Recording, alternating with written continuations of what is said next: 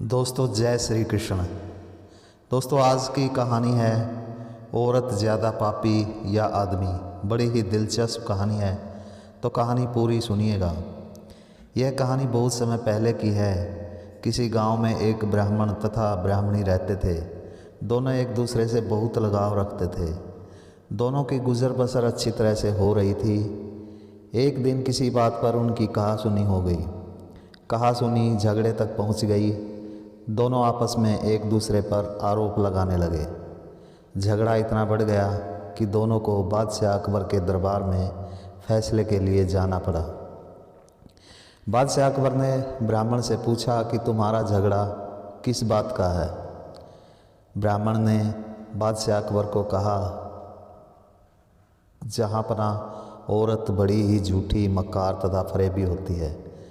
उन पर किसी भी तरह विश्वास नहीं किया जा सकता। औरत कितनी भी अच्छी क्यों ना हो, हमेशा विश्वास के लायक नहीं होती। दोस्तों वीडियो को लाइक ज़रूर कर दीजिए। सब्सक्राइब बटन पर क्लिक करके इस चैनल को सब्सक्राइब ज़रूर कर लीजिए। भगवान आपकी सभी मनोकामनाएं पूर्ण करेंगे। अकबर ने ब्राह्मणी से पूछा कि तुम बताओ तुम्हारी क्या समस्या है। ब्राह्मणी ने उत्तर दिया, जहाँपनाह आदमी बड़े ही दुष्ट, धोखेबाज तथा अधर्मी होते हैं। वे बड़े ही पापी होते हैं। किसी की भी अच्छाई उन पर कोई असर नहीं कर सकती। ब्राह्मणी ने अकबर को कहा, मैं आपको एक कहानी सुनाती हूँ। किसी नगर में एक साहूकार रहता था। उसके एक लड़का था। लड़के को बड़े ही लाड प्यार से पाला गया था, जिसके कारण उसकी आदतें बिगड़ गई थी। वह शराब पीने लग गया था और बहुत सारी लड़कियों के साथ उसके संबंध बन गए थे। उसका बाप बहुत अमीर था। लड़के को जुए की आदत भी लग चुकी थी। वह अपने बाप के पैसे को फिजूल खर्ची में उड़ा देता था। साहूकार अपने लड़के को सुधार नहीं पाया। आखिरकार एक दिन उस साहूकार की मृत्यु हो गई। अब लड़के को रोकने वाला कोई भी नहीं रहा था। उसकी आदतें और ज़्यादा बिगड़ चुकी थी। उसने अपना सारा धन अपनी बुरी आदतों में गंवा दिया। उसकी बुरी आदतों के कारण उस पर बहुत सारा कर्ज भी चढ़ चुका था। कर्ज मांगने वाले उसके घर पर आने लगे। आखिरकार एक दिन परेशान होकर वह अपने घर से निकल गया। चलते चलते वह किसी दूसरे नगर में पहुंच गया। वहां पर उसकी मुलाकात एक सेठ के लड़के से हुई। साहूकार के लड़के ने सेठ के लड़के को अपने बारे में झूठी कहानी बताई। धीरे धीरे दोनों में दोस्ती हो गई। सेठ का लड़का उसको अपने घर ले आया। सेठ ने उसकी झूठी कहानी पर विश्वास करके साहूकार के लड़के को अपनी यहाँ दुकान पर नौकरी पर रख लिया। धीरे धीरे साहूकार के लड़के ने उस सेठ का मन जीत लिया। कुछ महीनों के बाद सेठ ने अपनी युवा लड़की की शादी उस साहूकार के लड़के से कर दी। सेठ ने अपनी लड़की को दहेज में काफ़ी सारा सोना तथा धन दे दिया। साहूकार के लड़के के मन में इतना सारा धन देखकर अपनी पुरानी आदत याद आने लगी। इतना सारा धन देखकर उसने सोचा कि इस धन से उसके सारे कर्ज उतर जाएंगे। आखिरकार एक दिन उसने सेठ से बहाना किया कि अब वह अपनी पत्नी के साथ अपने घर पर जाना चाहता है और अपने नगर में ही कोई काम धंधा करके बचना चाहता है। सेठ अपनी लड़की को काफ़ी सारा धन देकर उसके साथ विदा कर देता है और उनके साथ अपने लड़के को भी भेज देता है। चलते चलते उन तीनों को एक जंगल में रात हो जाती है। वे तीनों वहीं एक कुएं के पास आसरा ले लेते हैं। लड़के की पत्नी तथा सेठ का लड़का दोनों ही खाना खाकर सो जाते हैं, लेकिन धन के लालच में साहूकार के लड़के को नींद नहीं आ रही थी। उसका दिमाग सारा धन पाने के लिए कोई योजना बना रहा था। आखिरकार अपनी योजना के अनुसार उसने सेठ के लड़के को मार दिया तथा अपनी पत्नी को कुएं में फेंक दिया तथा सारा धन लेकर वहां से अपने नगर में चला आया। उधर दूसरी तरफ सेठ का लड़का मर चुका था, लेकिन सेठ की लड़की कुआं सूखा होने के कारण नहीं मर पाई। सवेरा होने पर जब उसको होश आया तो उसने चिल्लाना शुरू कर दिया। एक राहगीर को उसकी आवाज़ सुनाई दी तथा राहगीर ने उस लड़की को कुएं से बाहर निकाल दिया। लड़की अपने पिता के पास चली आई तथा अपने पिता को अपने पति के बारे में सच्चाई नहीं बताई। उसने अपने पिता को बताया कि कुछ लुटेरों ने उन्हें लूट लिया तथा उसके भाई को मार दिया तथा पति को अपने साथ उठाकर ले गए। उसके पिता ने कहा, बेटी चिंता मत करो, तुम्हारा पति अगर जिंदा होगा तो एक ना एक दिन वापस लौट कर जरूर आएगा। दूसरी तरफ साहूकार का लड़का अपने नगर पहुंचकर अपना सारा कर्ज चुका देता है। इसके बावजूद उसके पास काफ़ी सारा धन बच जाता है। वह अपनी पूरी आदतें फिर से शुरू कर देता है। धीरे धीरे उसका सारा धन खत्म हो जाता है। धन खत्म होने के बाद वह वापस उस सेठ के पास चला आता है। वहाँ अपनी पत्नी को जिंदा देखकर डर जाता है। उसकी पत्नी उसको बताती है कि मैंने अपने पिता को कुछ भी नहीं बताया है, क्योंकि मैं तुमसे बहुत प्यार करती हूँ। अपने दामाद को देखकर सेठ बहुत प्रसन्न हुआ। उसने अपने दामाद से कहा कि अब तुम्हें कहीं जाने की ज़रूरत नहीं है, यहीं पर रहो। साहूकार का लड़का वहीं पर रहने लगा, लेकिन सेठ का सारा धन पाने का लालच उसके मन से नहीं गया था। धन के लालच में एक दिन साहूकार के लड़के ने सेठ तथा अपनी पत्नी को मार दिया तथा उनका सारा धन लेकर अपने नगर में चला गया। कहानी सुनाने के बाद ब्राह्मणी ने अकबर से कहा, जहाँपना अब आप ही बताइए, यह कहानी सुनने के बाद क्या आप नहीं मानते कि आदमी कितने धोखेबाज तथा पापी होते हैं।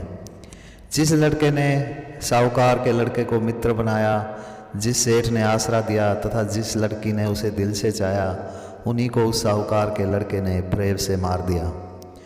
बादशाह अकबर सोच में पड़ गए। बादशाह ने ब्राह्मण से कहा, तुम्हारी पत्नी कह तो ठीक ही रही है, तुम स्त्रियों के बारे में गलत राय क्यों रखते हो। ब्राह्मण ने उत्तर दिया, जहाँपना ऐसी बात नहीं है, मैं भी आपको एक कहानी सुनाता हूँ। किसी नगर में एक देवदत्त नाम का युवा व्यापारी रहता था। उसकी पत्नी बहुत सुंदर तथा सुशील थी। देवदत्त को व्यापार के लिए बार बार दूसरे देशों में जाना पड़ता था, जहां उसको कई कई महीने लग जाया करते थे। उसकी पत्नी बड़ी बेताबी से उसका इंतज़ार किया करती थी। वह अपने पति को बहुत प्यार करती थी। देवदत्त भी अपनी पत्नी को बहुत प्यार करता था। एक बार देवदत्त व्यापार करने के लिए काफ़ी दूर दूसरे प्रदेश को चला गया, जिसके कारण वह 3-4 साल तक घर नहीं आ पाया। इस बीच में उसकी पत्नी को अकेलापन महसूस होने लगा। एक दिन उसने अपनी गली में एक युवक को देखा। उस युवक को देखकर उसकी काम वासना जागृत हो गई, क्योंकि उसके पति को परदेश गए हुए कई साल बीत गए थे और वह काम वासना में तड़फ रही थी। वह अपनी सहेली के जरिए उस युवक को अपनी सहेली के घर पर मिलने लगी। धीरे धीरे वह उस युवक को शीशे में उतार लेती है तथा उससे अपनी काम वासना की पूर्ति करवाने लगी। युवक भी उसको हर तरह से संतुष्ट करता है। धीरे धीरे यह सिलसिला कई महीनों तक चलता रहा। एक दिन उसका पति देवदत्त वापस लौट आता है। यह देखकर उसकी पत्नी परेशान हो जाती है, क्योंकि उसके दिल में वह युवक पूरी तरह से बस चुका था तथा उसे अपने पति देवदत्त से अब कोई खास लगाव भी नहीं रह गया था। अब वह अपने पति को नापसंद करने लगी थी। दोस्तों, वीडियो को लाइक तथा चैनल को सब्सक्राइब ज़रूर कर लीजिए। भगवान आपकी सभी मनोकामनाएं पूर्ण करेंगे। अपने पति के आ जाने के कारण वह उस युवक से कई दिनों तक नहीं मिल पाई। 2 महीने के पश्चात देवदत्त दोबारा व्यापार के लिए प्रदेश चला गया। पति के प्रदेश चले जाने के बाद वह एक रात को उस युवक के घर चली गई। वहां जाकर उसने देखा कि वह युवक उसकी सहेली के साथ काम वासना में लगा हुआ है। यह देखकर उसके तन बदन में आग लग गई। वह कुछ भी नहीं कर पाई। वह वहाँ से वापस चली आई। वह उस युवक की बेवफाई तथा अपनी सहेली के धोखा देने के कारण उनसे बदला लेना चाहती थी। कुछ ही दिनों में उसने दीवान के लड़के को अपनी जवानी के जाल में फंसा लिया। दीवान का लड़का भी उसके प्यार में पागल हो गया। धीरे धीरे उस औरत ने दीवान के लड़के को अपना हर कहा मानने के लिए मजबूर कर दिया। उसने दीवान के लड़के को उस युवक तथा अपनी सहेली के बारे में झूठी कहानी सुनाई। दीवान के लड़के को उनको रास्ते से हटाने के लिए कहा। आखिरकार एक दिन मौका पाकर उस औरत ने दीवान के लड़के के साथ मिलकर उन दोनों को मार दिया। अब वह औरत तथा दीवान का लड़का पूरी मौज मस्ती करने लगे। धीरे धीरे वह दीवान का लड़का उस औरत को अच्छा लगने लगा। वह उससे शादी करने के लिए भी राजी हो गया था। लेकिन उस औरत के पति देवदत्त के होते ऐसा संभव नहीं था। ऐसा ही चलता रहा। वे दोनों अब पति पत्नी की तरह ही रहने लगे थे। वह दीवान का लड़का वहीं उस औरत के घर में आकर रहने लगा था।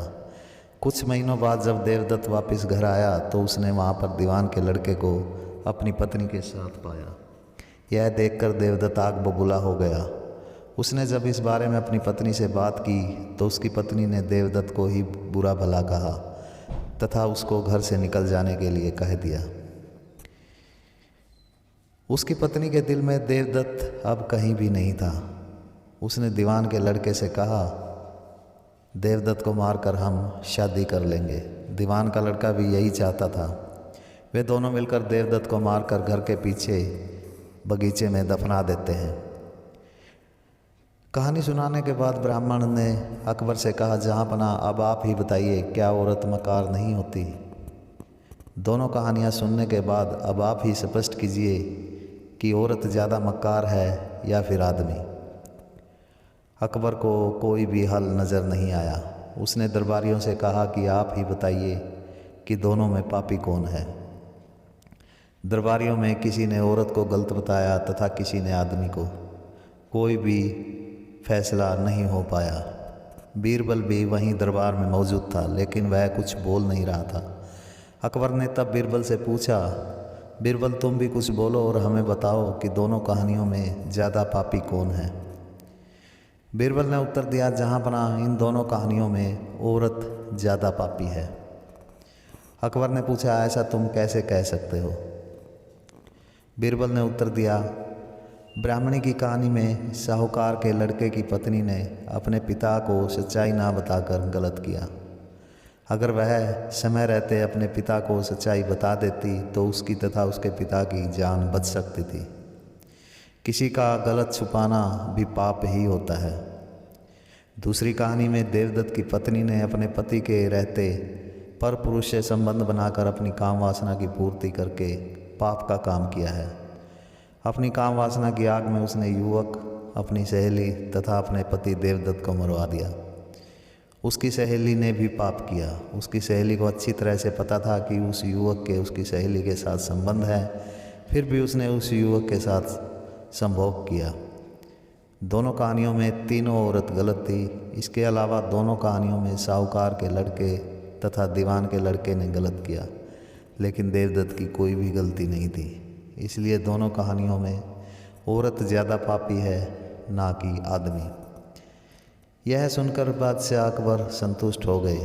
ब्राह्मण तथा ब्राह्मणी को भी अपने प्रश्न का उत्तर मिल गया तथा दोनों संतुष्ट होकर अपने घर की तरफ चले गए। दोस्तों, अगर चैनल को सब्सक्राइब नहीं किया तो चैनल को सब्सक्राइब कर दीजिए और इस कहानी को लाइक ज़रूर कर दीजिए। भगवान आपकी सभी मनोकामनाएं पूर्ण करेंगे। धन्यवाद।